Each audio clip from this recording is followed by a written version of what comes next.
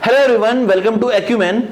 आपका जो advertisement number है 2152022324 जो कि प्लानिंग असिस्टेंट का है, जो कि हर बच्चा भर सकता है। ठीक है, इसका डिटेल्ड सिलेबस आ गया है बेटा, और आज इस वीडियो में हम लोग डिटेल्ड सिलेबस की ही बात करने वाले हैं और कैसे इस एग्जाम को आप क्रैक कर सकते हैं, थोड़ा बहुत उसके बारे में भी जानेंगे। मैं ये चीज को एनालाइज कर रहा हूं कि आप लोग वीडियोस तो पूरे देख रहे हैं बेटा, बट आप में से अभी भी 51% स्टूडेंट्स ऐसे हैं जिन्होंने चैनल को सब्सक्राइब नहीं किया हुआ है। देखो, ये चैनल पूरा आप ही लोगों के लिए बनाया है हमने। हम लोग भी आपके परिवार का एक हिस्सा ही हैं, या ये कहें कि आप हमारे एक परिवार का हिस्सा हैं। ठीक है, जो हमारा छोटा सा एक परिवार है, ठीक है, उसका आप एक बहुत इंपॉर्टेंट हिस्सा हैं। ठीक है, हम भी चाहते हैं कि आप हमसे जुड़े रहें और आपको जो भी कंटेंट हम यहां पे दे रहे हैं वो आप तक बहुत जल्दी पहुंचे। इसके लिए करना क्या पड़ेगा, चैनल को सब्सक्राइब कर लो यार सबसे पहले तो, और बेल बटन को हिट करो ताकि जो भी नया वीडियो आए प्लानिंग असिस्टेंट का सबसे पहले आपको मिले। वीडियो को लाइक कर दो, अपने दोस्तों तक शेयर करो, क्योंकि यार जब कंपटीशन बढ़ता है ना तो पढ़ने में भी मजा आता है। अगर आपका दोस्त भी इस एग्जाम की प्रिपरेशन करेगा तो मोटिवेशन डबल हो जाएगा आपका एग्जाम क्रैक करने का। क्यों? क्योंकि देखो, अगर कंपटीशन ही नहीं है तो हम खुद सैचुरेट हो जाते हैं और हम खुद ही पढ़ नहीं पाते। पर अगर मार्केट में देख रहे हैं कि हर जगह भैया प्लानिंग असिस्टेंट एग्जाम की तैयारी चल रही है, हर बच्चा, हमारा हर फ्रेंड उस एग्जाम की तैयारी कर रहा है, तो हम भी उस एग्जाम की तैयारी करेंगे और बहुत अच्छे तरीके से करेंगे। तो आइए without wasting any single more minute start करते हैं इस वीडियो को।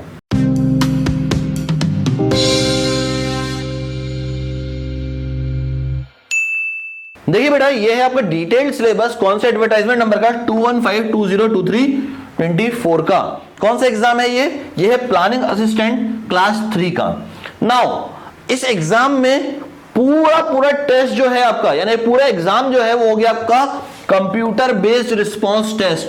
पहले आपको मैन्युअली ओएमआर शीट्स को गोला करना पड़ता था, अब ये पूरा कंप्यूटर बेस्ड टेस्ट हो गया है। अब अगर ये पूरा कंप्यूटर बेस्ड टेस्ट हो गया तो आपको कुछ नहीं करना, आपका एडमिट कार्ड आएगा, आपको सेंटर अलॉट किया जाएगा और वहां जाके आप पूरा टेस्ट कंप्यूटर पे दे सकते हैं। यहां कोई ओएमआर शीट की जरूरत ही नहीं पड़ेगी अब। ठीक है, तो थोड़ा इजी किया गया है बच्चों के लिए। अब इस एग्जाम का डिटेल्ड सिलेबस क्या है उसके बारे में चर्चा कर लेते हैं, क्योंकि काफी दिनों से बच्चों को इस एग्जाम के बारे में जानना था। आइए चर्चा करते हैं। अगर मैं पार्ट ए को देखता हूं तो पार्ट ए क्या है आपका? नॉन टेक्निकल है, 60 मार्क्स का। अच्छा, इस 60 मार्क्स में से आपको लेके कितना आना है? तो इसमें कम से कम 40% स्कोर करना ही पड़ेगा, मतलब 24 मार्क्स तो यहां से लाने ही लाने हैं। अब बात है सर, ये पार्ट ए जो है ये कौन से लैंग्वेज में रहेगा? तो ये पूरा पार्ट ए आपका गुजराती में रहेगा। पूरा पार्ट ए आपका गुजराती में रहने वाला है।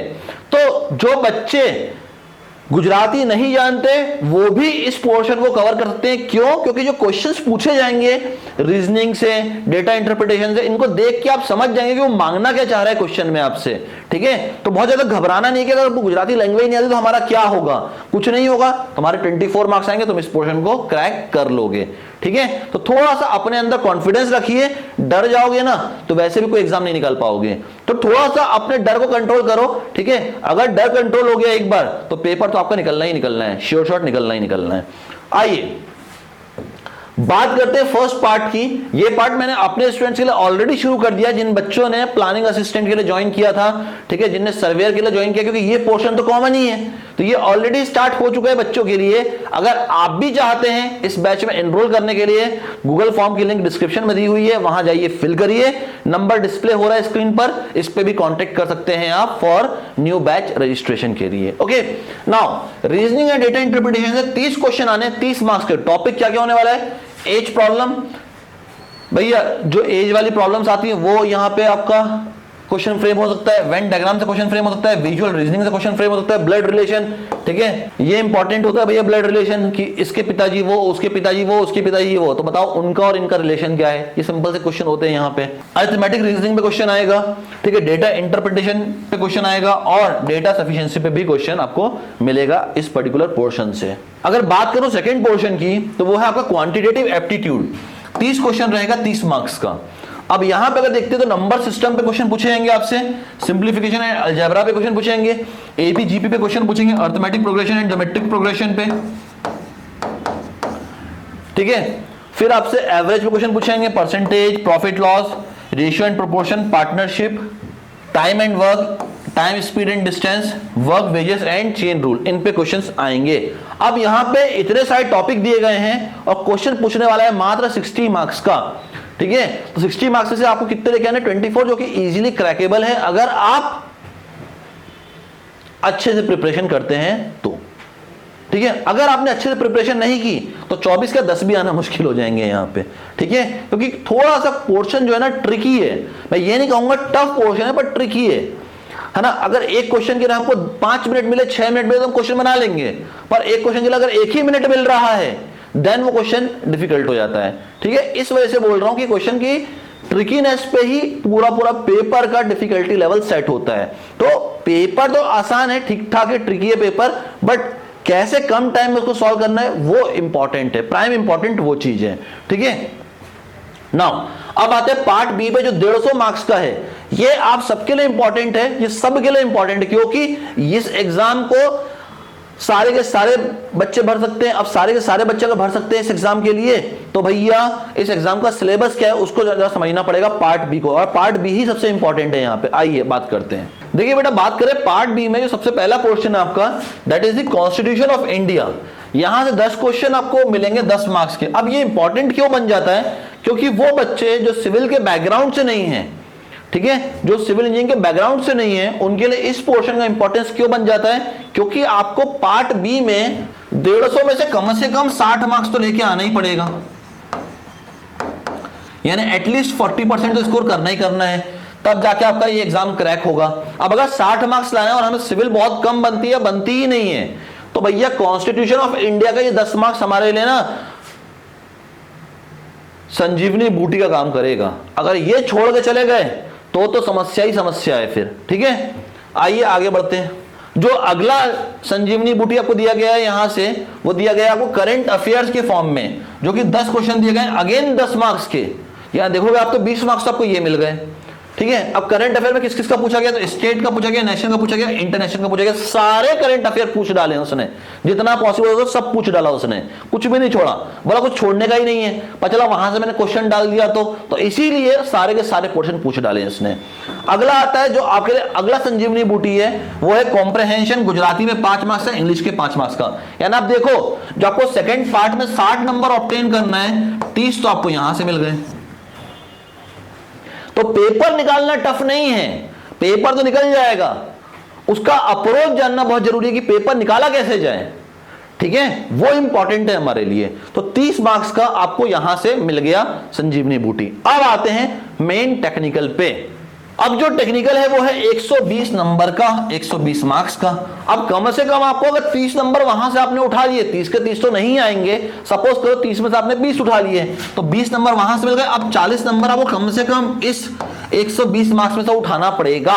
कम से कम 120 में से आपको 40 मार्क्स तो उठाना ही पड़ेगा, तब जाके आपका ये एग्जाम क्रैक होगा। अब उसके लिए जो सबसे पहला सब्जेक्ट है वो है सर्वेइंग। अब ये किन के लिए इंपॉर्टेंट हो जाता है, उन बच्चों के लिए जो सर्वेयर के एग्जाम की तैयारी भी कर रहे हैं, क्योंकि सर्वेइंग वहां पे भी है, यहां पे भी है। तो अगर आपने सर्वेयर का भी फॉर्म भरा है और प्लानिंग असिस्टेंट का भी फॉर्म भरा है, देन आपका देखो एक पढ़ाई से 2 तैयारी चल रही है, यानी वो हो गया एक तीर से 2 शिकार, वही कहानी हो गई यहां पे। अगर आपने सर्वेइंग ढंग से पढ़ लिया, देन प्लानिंग असिस्टेंट की भी तैयारी हो रही है और सर्वेयर की भी तैयारी हो रही है पैरेलली आपकी। जो बच्चे सिर्फ और सिर्फ प्लानिंग असिस्टेंट के एग्जाम की तैयारी कर रहे हैं, देखो सबसे इजी सब्जेक्ट होता है सर्वेइंग।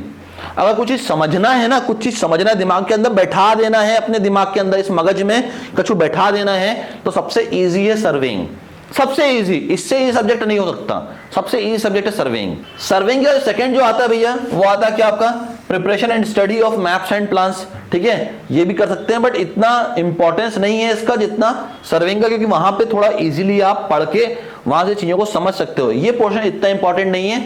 अब देखो, ये पोर्शन तो soil engineering and water resource management थोड़ा बहुत तो सिविल के बच्चों को समझ में आता है, तो जो भैया नॉन सिविल के स्टूडेंट्स हैं उनको कैसे ये पोर्शन समझ में आएगा। तो आपको क्या करना है, यहाँ पे ये वाला जो पोर्शन है ना, वाटर रिसोर्स मैनेजमेंट वाला, इसको पढ़ लेना है ढंग से।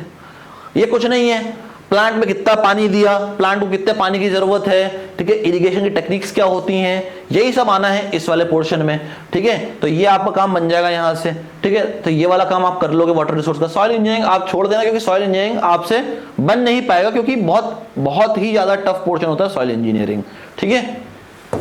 अब यहां पे ये आपके लिए अगेन एक और ब्रह्मास्त्र दे दिया गया है, ecology and environment, air pollution, noise pollution, environmental impact assessment, और ये पूरा ग्रीन बिल्डिंग वगैरह, ये सब वही चीजें जो हम लोग आज तक पढ़ते हुए हैं इन जनरल रोजमर्रा की लाइफ में, जो हमने एयर नॉइस पढ़ा हुआ है, उन्हीं की वैल्यूज पे बात करना है, ठीक है। अगर हम बात करें AQI की, एयर क्वालिटी इंडेक्स, उन पे बात होनी है। तो ये सब कुछ इसके अंदर दिया गया है। ये वाला पोर्शन आपके लिए ब्रह्मास्त्र काम करेगा जो बच्चे नॉन सिविल इंजीनियरिंग के स्टूडेंट्स हैं, ठीक है। कारण यहां से आप मार्क्स उठा सकते हो, ठीक है। तो ये इंपॉर्टेंट बनता है। अब ये वाला जो पोर्शन है seismic engineering and disaster management, ये तो सिविल के बच्चों को भी नहीं बनता है, ठीक है। तो ये तो भैया थोड़ा सा टफ पड़ जाएगा, ये आपको थोड़ा टफ पड़ जाएगा। हाँ, अगर आप पढ़ने वाले स्टूडेंट पढ़ सकते हो तो पढ़ लो, ठीक है। Features of disaster such as floods, earthquake, fire, cyclone, epidemics, ये आप पढ़ सकते हो, बट बहुत ज्यादा इसमें आपको समझ में आने वाला है नहीं एज सच। अगला जो आप थोड़ा बहुत समझ सकते हैं जो नॉन सिविल इंजीनियरिंग के स्टूडेंट्स है, वो है ट्रांसपोर्टेशन प्लानिंग एंड इंजीनियरिंग। ये थोड़ा बहुत समझ में आपके आ जाएगा, सिविल के बच्चों को ये पूरा समझ में आएगा, क्योंकि ये आप लोग ऑलरेडी पढ़ते हो ट्रांसपोर्टेशन इंजीनियरिंग के अंदर। तो ये पूरा सिलेबस आपके लिए है और आपको पढ़ाया भी जाता है, ऑलरेडी अपना बैच चल रहा है इस टॉपिक पे, ठीक है। ऑलरेडी ट्रांसपोर्टेशन में आपको पढ़ा ही रहा हूं, मैं ही पढ़ा रहा हूं आपको, और इसमें से आप देख लीजिए क्या क्या इंपॉर्टेंस पढ़ा चुका हूं मैं आपको, OND स्टडी पढ़ा चुका हूं मैं आपको, वॉल्यूम स्टडी पढ़ा चुका हूं, travel time delay study, accident analysis, parking study तक हो चुका है आपका, अलाइनमेंट ज्योमेट्रिक डिजाइन खत्म हो चुका है, रोड ज्योमेट्री खत्म हो चुका है, ट्रांजिशन कर्व खत्म कर चुके हैं हम लोग, रोड ग्रेडियंट खत्म कर चुके हैं, और अभी हैं हम फ्लेक्सिबल एंड रिजिड पेवमेंट। तो आप देख लो कितना सिलेबस बचा है आपका, आपके सामने है। अगला आता है एस्टिमेशन, कॉस्टिंग एंड वैल्यूएशन, इसको बोलते हैं हम लोग QSC, एस्टिमेशन एंड कॉस्टिंग, ठीक है। वैल्यूएशन भी जुड़ गया। ये सब चीजें ऑलरेडी मैं आपको पढ़ाता हूं और मैं ही पढ़ाऊंगा आपको ये पूरा, तो ये आपको समझ में आएगा, ये सारे बच्चों को समझ में आएगा, वो चाहे सिविल का बच्चा हो चाहे नॉन सिविल स्टूडेंट हो। जब ये पोर्शन मैं आपको पढ़ाऊंगा ना, आपके दिमाग में घंटी बजेगी, क्योंकि ये एकदम प्रैक्टिकल सब्जेक्ट है कि अगर आज मैं मेरा घर बनाता हूं और आज से 20 साल बाद देखता हूं तो घर की क्या वैल्यू निकल के आएगी, ये मुझे पता चल जाएगा। अगर मैंने आज घर बनाया है और मुझे अपने घर को रेंट पे चढ़ाना है तो रेंट कितना लगाना पड़ेगा, ठीक है। अगर मैं आज एक टोल टैक्स बना रहा हूं तो उस टोल टैक्स में मुझे पर व्हीकल से कितना कॉस्ट लेना है, ये मुझे पता चल जाएगा, ठीक है। ये पूरा चीज मैं आपको पढ़ाऊंगा और मैं ही पढ़ाऊंगा आपको ये पोर्शन, ठीक है। तो ज्यादा लोड मत लो। अगर चाहते हो इस एग्जाम की प्रिपरेशन करना, then start joining the batch right now. Time नहीं है और मैं रुकूंगा नहीं बैचेस के अंदर, ठीक है। कंटिन्यूअस पढ़ाते हुए जा रहा हूं कि आपका ये पूरा एग्जाम कवर होता हुआ जाए, ठीक है। अगला CPM, ये हम पूरा का पूरा देखते भी हैं। टेंडरिंग प्रोसेस में आपको समझाता हूं, कॉन्ट्रैक्ट डॉक्यूमेंट समझाता हूं, कंडीशन ऑफ कॉन्ट्रैक्ट, और ये पूरी चीजें मैं आपको पढ़ाता हूं, इंक्लूडिंग PERT एंड CPM, पूरा मिला के मैं आपको पढ़ाता हूं ये, ठीक है। ये हम लोग पूरा पढ़ते हैं।